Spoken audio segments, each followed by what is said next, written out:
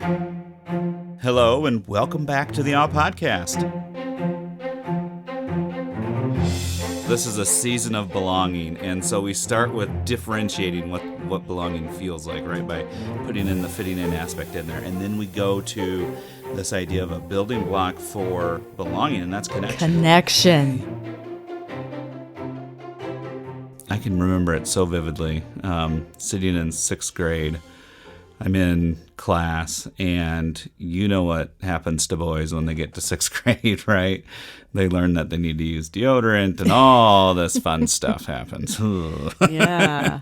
Right? But it also opens the door for many other kind of awful experiences. Indeed. That's a good word to use. Awful. Right. So Yes. I'm sitting in this chair. I think I was in the middle of the row, and I hear whispers behind me. And, one of the comments that I heard was something like stinks and Josh.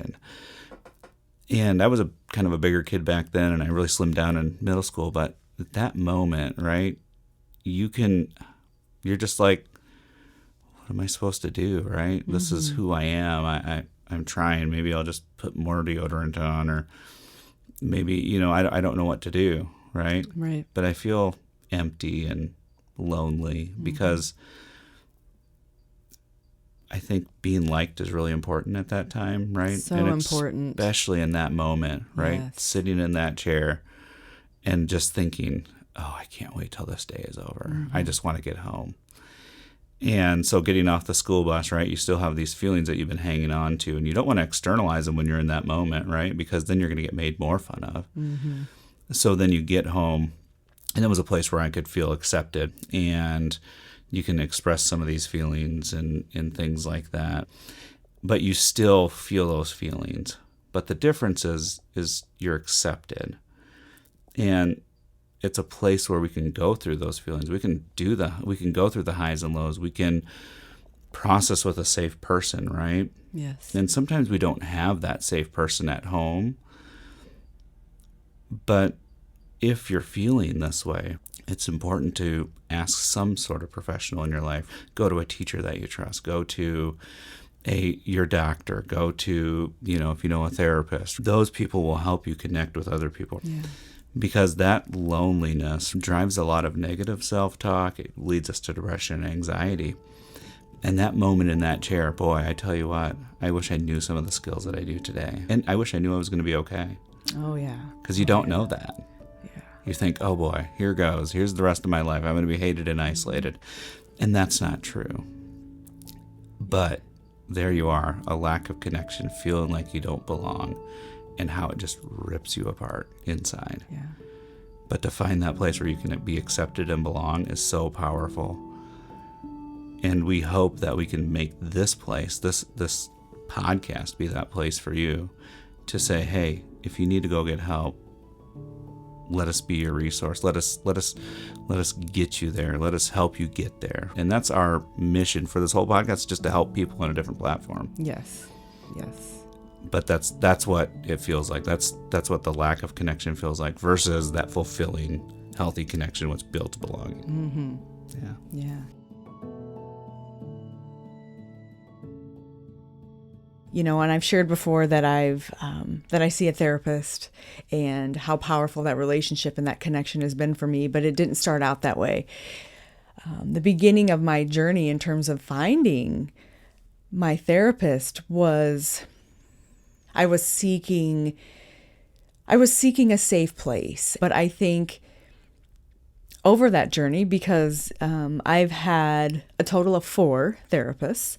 The therapist that I have now, I think the way that I knew that I was safe and knew that there was a connection was, or is, because I continue to see her, is that she very much allows me to whine or to be excited or whatever it is I bring, and then we process. There's many things that I say now that I won't even consider. I won't move to the next step without processing it with her, because there is such a connection. And, Josh, you and I, right, both have performed therapy, right? Mm-hmm. And we have said before too on the show that we're not going to connect with everybody. We haven't. No. I, with her, feel again, there's that understanding. There is the authenticity of not only who I am, but who she is, right? I know she'll call me out. I know she'll challenge me.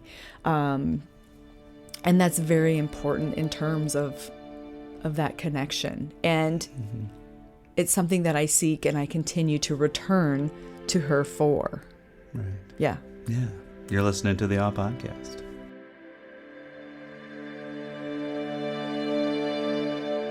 Today we have with us Meg Bestman-Quintero. She is a licensed independent social worker who has been counseling individuals, couples, and families for 17 years. She graduated from the University of Northern Iowa with a bachelor's degree in psychology and a master's in social work from the University of Iowa. She was a Peace Corps volunteer in Ecuador, South America, from 1986 to 1989, an experience that sparked her interest in cultural anthropology and linguistics and her compassion for immigrant and refugee communities. She is bilingual, English and Spanish, and has extensive experience working in the Latino community and immigrant families in the Siouxland area since 1990. She works with all ages, but has a special place in her heart for working with teens and young adults. From the words of Meg Bestman-Quintero, belonging has everything to do with knowing who you truly are, your core identity. Work hard to find yourself, and you will find where you belong. Welcome, Meg. Welcome, Thank Meg. you. Thank Yes. you, everybody. It's great to be here. Yeah, we're so excited to have you. Can you tell us what it feels like to have a healthy connection, and then also on the flip side, what it feels like when you're not having a healthy connection? A healthy connection.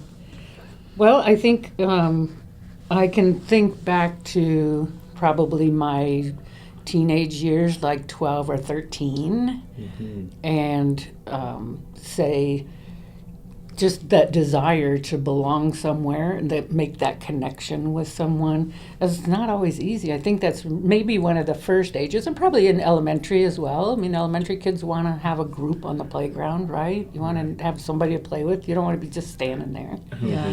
And but that age is really, I think, where maybe because of the brain of it, the psychology of it, is your brain's developing and you start to think for yourself.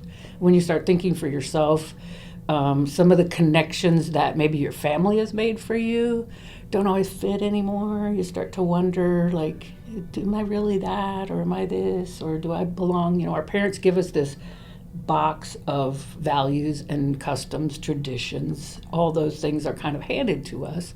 And when you're about 13, you start to unpack that box. And where you were connected before, some of those connections just maybe don't feel like they fit who you are. And so I think connection, a healthy connection is probably takes a process throughout that young adult, that teenage and young adult years, and maybe longer for some people. But I really think it takes that time of who am I, first of all, before I can connect to where I fit with everyone else. So that process of, again, determining identity, which is so painful. It is. It is. So it is. difficult.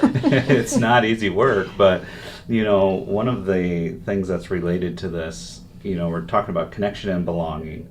And what does belonging to yourself mean, and how do you connect with yourself? You kind of talked about that in your identity, but how do you connect with yourself? Yeah, because we have to sort of figure out, where do I fit in the puzzle? If you think about, I don't know what the population of the global population is, but if the population of the world is 4 billion people, you're one piece of a 4 billion piece puzzle. Wow. So you fit. Right. You fit. You just got to figure out you need to fit. You figure out, where do I go?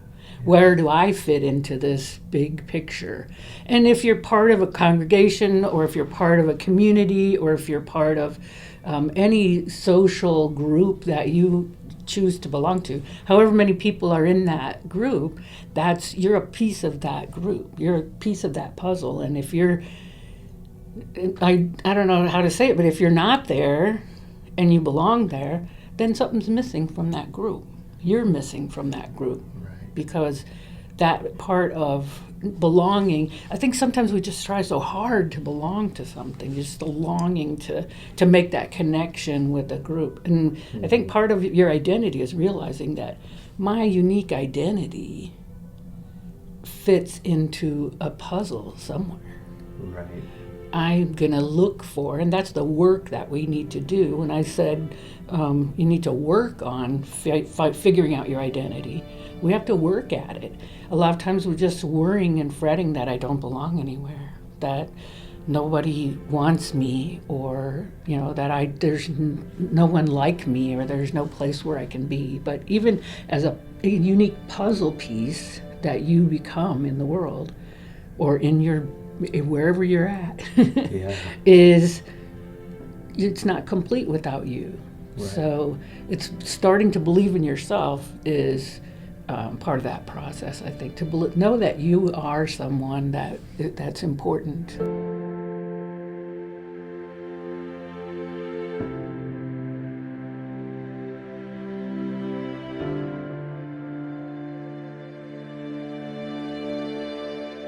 And then sometimes we can't just stay in our comfort zone. Sometimes we have to get out of our comfort zone because we opened that box and those things don't match for us so much anymore. Right. What if opening that box means that maybe you no longer fit into your family? That happens, and I think it happens a lot. In many families, there's at least one child or young person who feels like they don't belong. Like, this is not where somebody made a mistake and put me in this family where I just don't feel, right. I don't feel welcome, or I don't feel connected.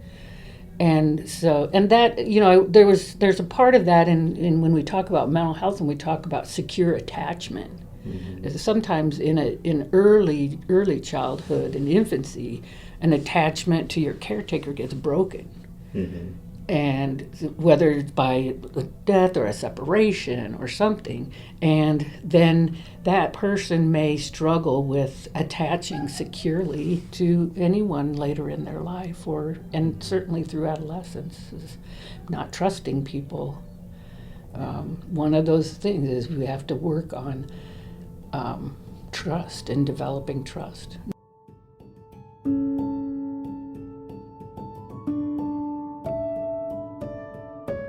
Now, the flip side of this is not just where do I belong, or who do I connect with, but rather, can I help somebody else connect? Am I a person who can help someone else belong? Because if everyone's just trying to fight, and this is really probably what's happening, is everybody's just trying to belong somewhere, and everybody feels all awkward, and I don't know if this is for me or not, or I get into something that obviously is not me. Mm-hmm. Yeah. Then, so sometimes our connecting and belonging comes by way of process of elimination, mm-hmm. right? I get to a place where, like, I don't know, these kids are doing things that I don't really feel okay with, or this just isn't my, how I want to live my life, or what my values tell me mm-hmm. that I want. Then go ahead and look, beyond that. Maybe you're trying to fit in the wrong puzzle, right? Maybe the box got all mixed up with another puzzle, and you're like, I got to figure out which one's here. I think my message to that would be just like, don't panic.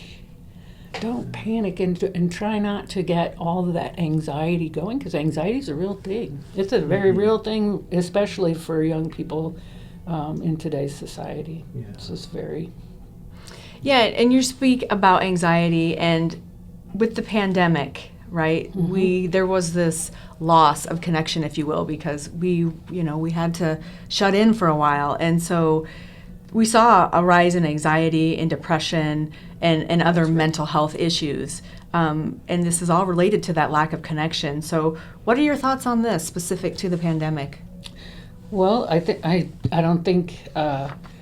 We as adults knew how to reassure children of what was happening, because we have never been through that either. It was kind of a new thing for everybody. So I think that there were a lot of really young kids who were at a serious disadvantage, particularly when we went to wearing masks.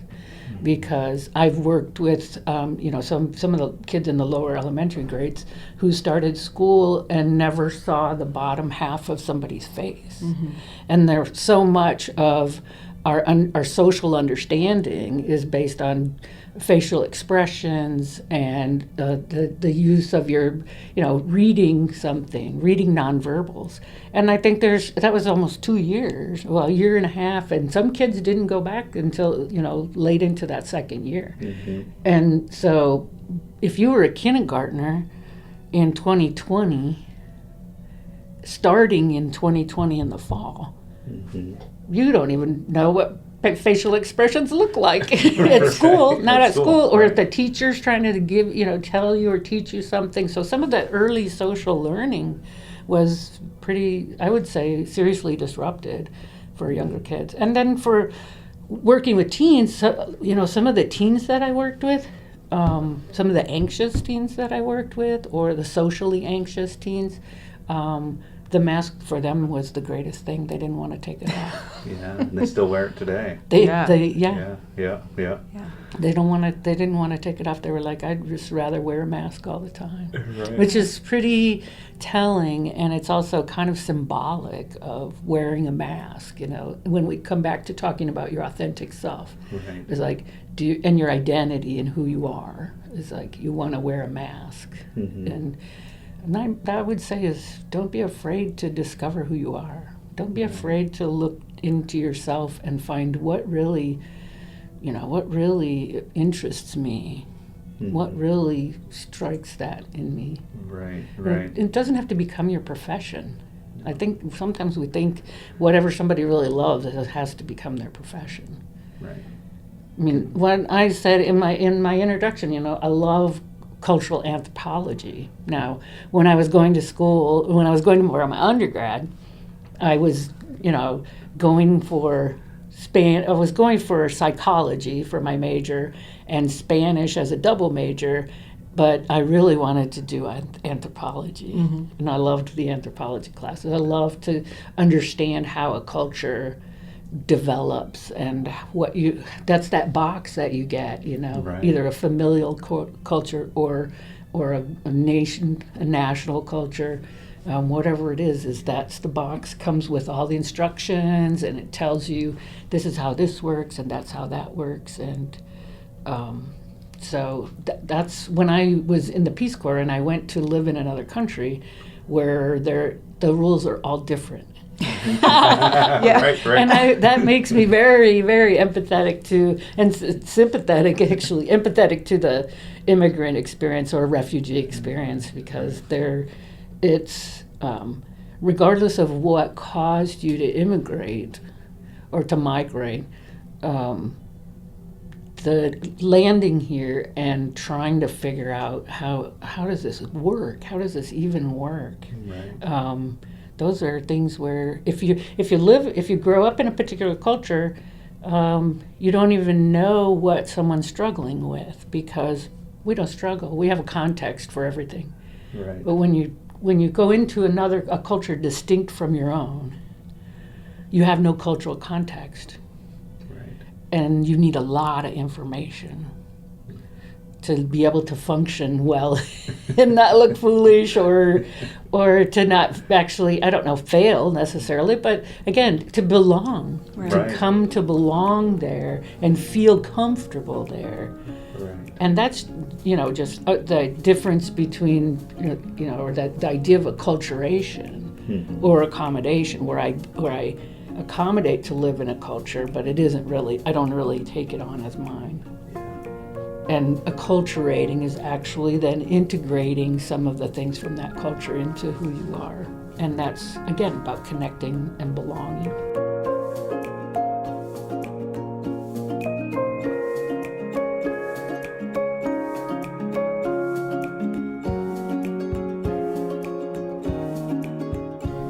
Well, I think we just have one more question before we wrap up with you, Meg. And if there's a listener who is not feeling connected, maybe they're feeling lonely, isolated, fatigued, even empty, what would you say to that person? I would say come on in, talk to someone, find someone. And I would say you're not alone. I think there are many, many people who are not feeling connected. And if you're in a new environment, explore your environment. Because a lot of times, like I say, if it's your first year of going off to college or your first year living in a new city or whatever it is, explore. Go find what, and then explore in yourself as well. What really helps you feel secure? What helps you feel safe? And then what are the things that you're bringing into the group as well to look for people? It's like that puzzle piece fits somewhere. Mm-hmm. But if there's grass and there's sky and there's water or whatever, you don't need to go all the way to the sky if you've got green on your piece. You'll examine yourself, figure out who am I, what do I have, mm-hmm. or who am I? But then from the premise of you have value. You're a valuable person. You belong in this. You belong in this world. So if you're feeling lonely or you're feeling sad, if you're not sure who you are or how to feel, where your place is in this world, just know you have a place in this world. Do a little examining inside, explore your world outside, and you'll be found. You'll find yourself, or you'll be found by people who understand what it is to feel outside. And on that note, we're going to end the show. So that's all for today. Join us next week as we discuss belonging and friendship. Stay authentic, well, and empower me.